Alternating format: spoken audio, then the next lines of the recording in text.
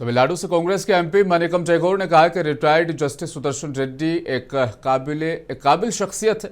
उनकी किसी किस्म की सियासी पार्टी से कोई भी सियासी वाबस्तगी नहीं है। अपोजिशन की सभी पार्टियों ने उन पर अपना एतमाद जाहिर किया है। जिस तरीके से उपराष्ट्रपति का नाम का चुनाव का चयन किया गया है सुदर्शन रेड्डी पे, किस तरीके का विश्वास जता रहे, पूरी पार्टी के सहमति के साथ में किया गया, लेकिन एनडीए की तरफ से बी कृष्णन का नाम दिया गया है। दोनों ही साउथ इंडियन है, किस तरीके से आते हैं?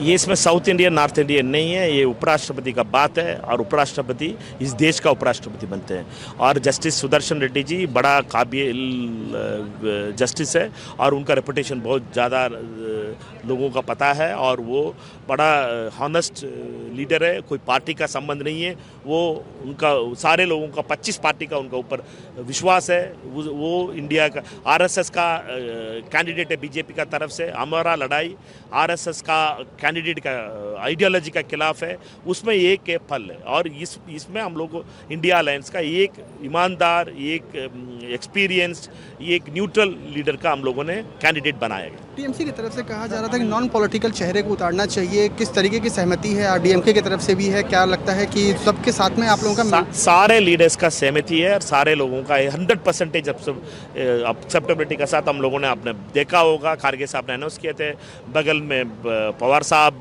कनिमोली जी और डेरिक ओब्राय जी और धर्मेंद्र यादव जी सारे साथ में थे। हम सारे साथ हैं। हम इंडिया अलायंस का कल एमपीज का मीटिंग है और हम लोगों का बहुत अच्छा रिजल्ट निकल के आएगा। वीडियो जर्नलिस्ट बलवंत के साथ अभिषेक आनंद, मुंसिफ टीवी, दिल्ली।